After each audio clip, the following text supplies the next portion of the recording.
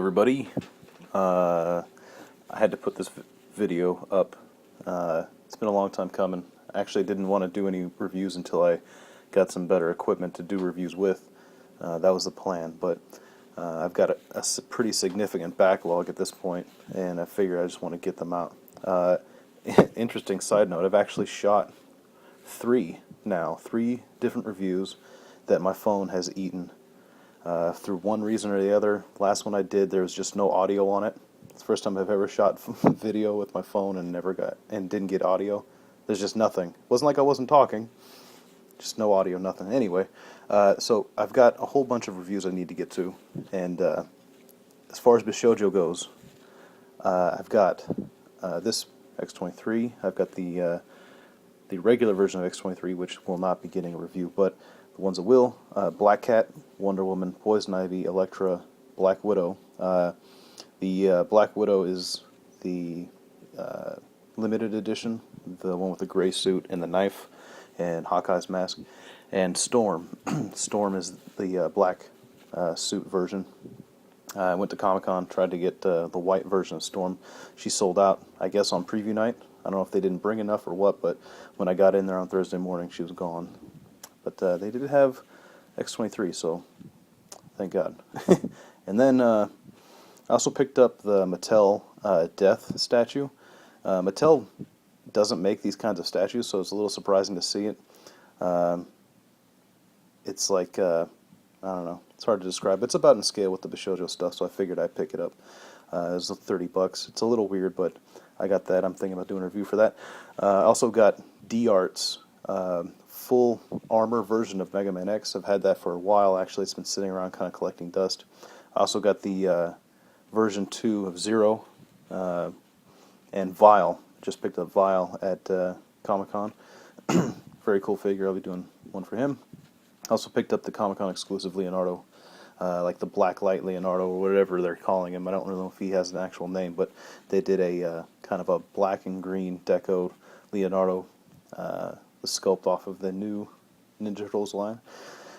I also got Play Arts Kai, Metal Gear Solid Snake, and Gray Fox, or Cyborg Ninja, or whatever they're calling him.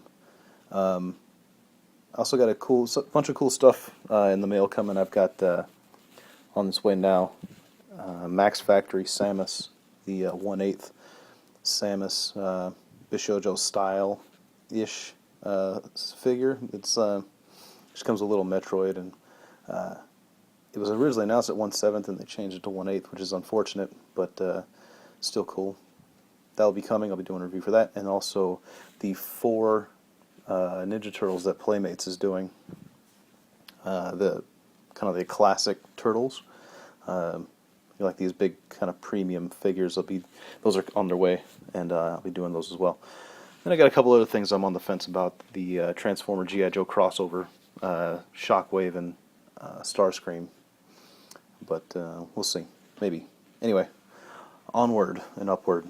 So here is X-Force Comic-Con exclusive X-23. Now, anybody that knows me knows also that I am a big X-23 fan. I've commissioned a lot of artists to do different X-23 things for me. This is like my pride and joy. This is Omar Dogan X-23 I've had done. If you're into X-23, and that's why you're watching this video, chances are you've seen this image somewhere on the internet or whatever. This is, I commissioned that. And then these are just a couple other ones. I have Alvin Lee on the far right there, and Joe Ng. I just got him to do this one at Comic-Con this year. All of these are all originally, done. They are originals by the artists that I've paid for, and all of that nonsense. So I'm excited about X-23 Bishoujo, certainly. I was hoping they'd get around to doing X-23 before the Bishoujo line ended. It would have been. I felt like it would have been my luck that it just didn't work out before they got to X-23 or something like that. And that's not the case. So here we are. Now, I've done this review twice before, and it just disintegrated. So I'm trying to, kind of fumbling for what I can say that doesn't sound like I've said it already. It's all new to you, so Okay, so just as a figure itself, well, first of all, let's do this. Back up. I got the original X-23 here, and you can see there's a couple of big differences. The one, of course, is her face. So in the original, her face, it's a decent face, but it's not very characteristic of X-23. I think they realized that at some point, which is why we got a variant. But she's a pretty popular character as of right now. Marvel vs. Capcom 3 is pretty much the primary reason for that, and that's what the suit she's wearing here is the Marvel vs. Capcom 3 version. Very cool. Nice paint, you know, highlights there, the silver buckles, and her claws are kind of metallic looking. All the paint's done really nicely. The face is done well, but it's kind of got these little pudgy cheeks and doesn't really look like X-23. But I was happy with it. I bought it. This one's kind of weird. Its claws are wonky. Not sure why, but they just weren't set in there right. So that's that one. And then the big difference with the new one is the gray in her face. Also, this strand of hair right there that comes off of her face, it's there on the other figure, but doesn't come away from her face as much. It's a little different. So she's got her RAR face on. It's good. I like it. It's still not like angry or anything, but that's not. I don't have a problem with that. That's fine.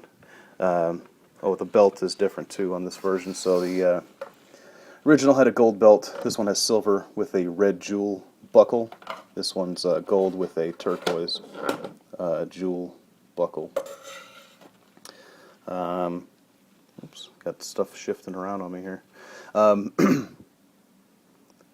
So paint-wise, the only real difference on her is the belt and these little patches of gray on her hips and kind of thighs and the side of her top there. So otherwise, the paint is pretty much identical. Not too much going on different. Looks like the hair is pretty much the same except for this little thing here. It's there on this one, but it kind of goes back more. So this one comes forward, makes her look a little more wild.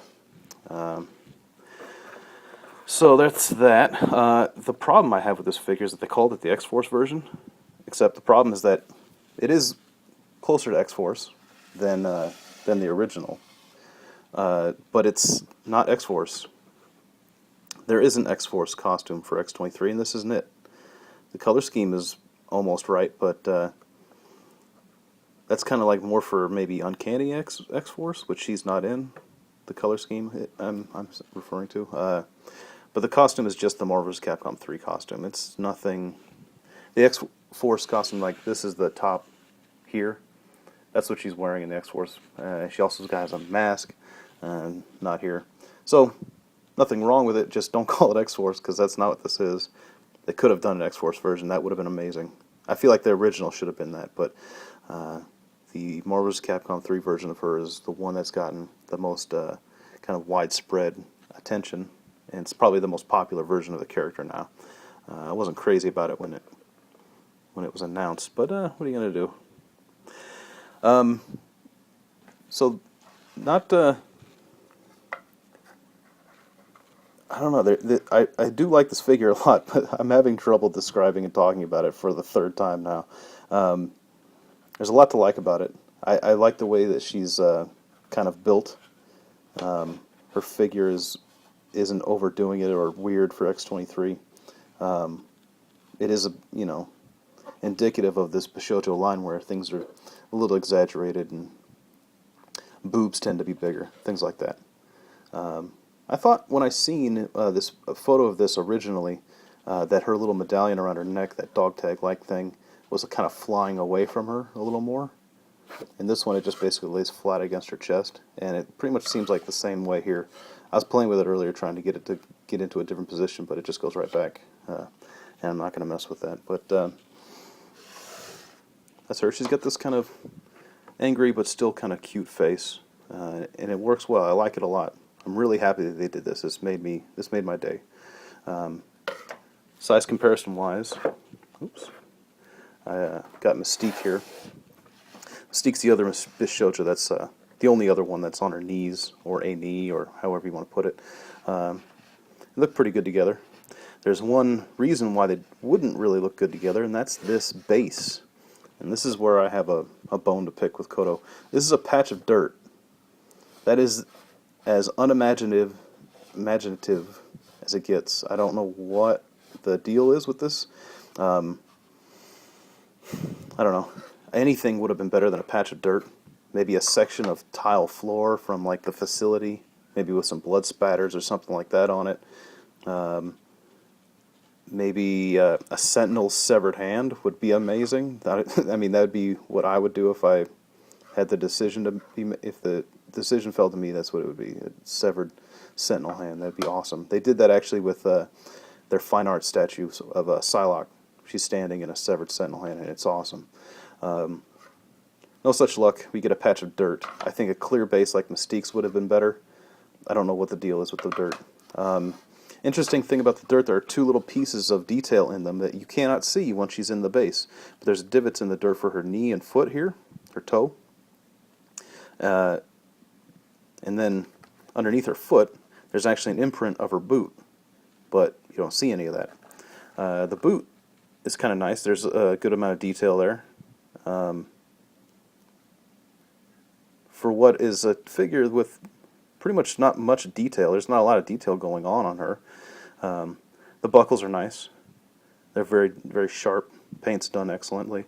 The boots, the bottom of the boots are a nice little shot of detail, and the only other part is underneath the boot here. You don't see it, but that's fine. But the patch of dirt, I got a bone to pick with that. Like, what's going on? Seriously, patch of dirt. It's a little disappointing, and it's ugly. I don't like it.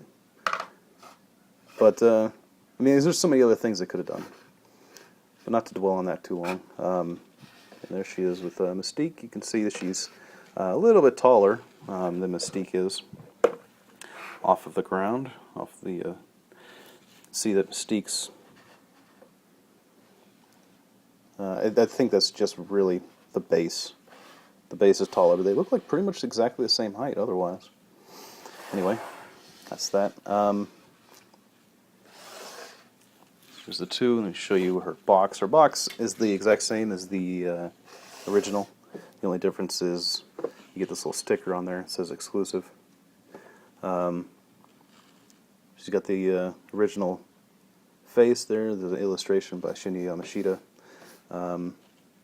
Pretty good. The figure ended up coming out very accurately to his illustration. The hair is probably the most inaccurate, but it's fine. The final version looks good. I would have liked the hair coming across her face. That would have been good. Skin tone seems a little off. She looks yellow right now. It's just the lights in this room. It's, like I say, less than optimal. That's why I didn't want to do many reviews, but I'm falling way too far behind to wait. Storm. There's her. I don't know that there's much difference between the two. It seems like the original, her skin tone is a little pinker. And the X-Force one is a little more flushed or yellowish.